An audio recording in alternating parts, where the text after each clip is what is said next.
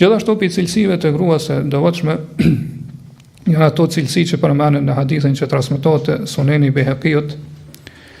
prej Abu Udhejne as-Sadafi, i cili tregon se pejgamberi sallallahu alaihi wasallam ka thonë khairu nisaikum al-wadudul walud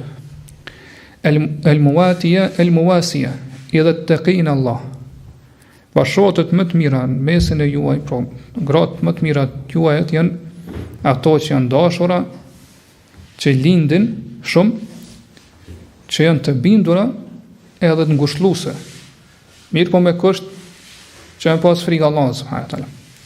Wa sharru nisaikum al-mutabarrijat wal-mutakhayyilat, kurse gratë bashkëtorët më të këqija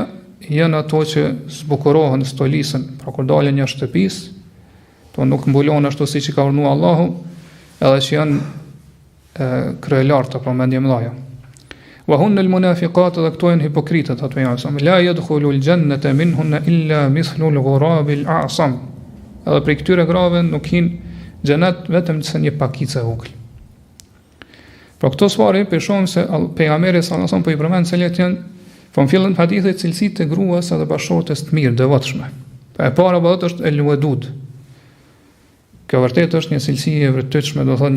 një tipar i lavdruar që duhet ta ketë gruaja edhe bashortja e mirë, po me qenë e dashur, po me dash burrin e saj dhe më mundu që sa më shumë me hyjë në zemrën e burrit të saj, me fitu zemrën e burrit të saj.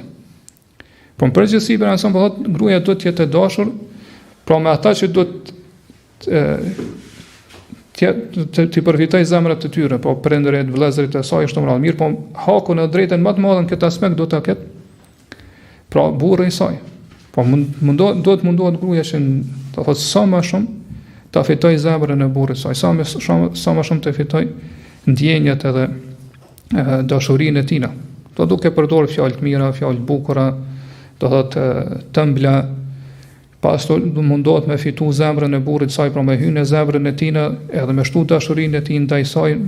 do me sjelljet e saj, me gjestet e saj, çështë ta malon me dukjen, pamjen, formën, rrobat e saj, po ashtu edhe do thotë përmes fjalëve e kështu me radhë. Pra me fitu zemrën e burrit të saj, se me shtu dashurinë në zemrën e burrit të saj,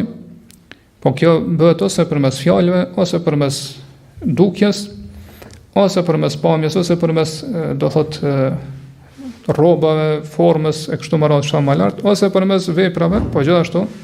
që është një më rëndësishme përmes sjelljes, përmes sjelljes të mira dhe moraleve të larta.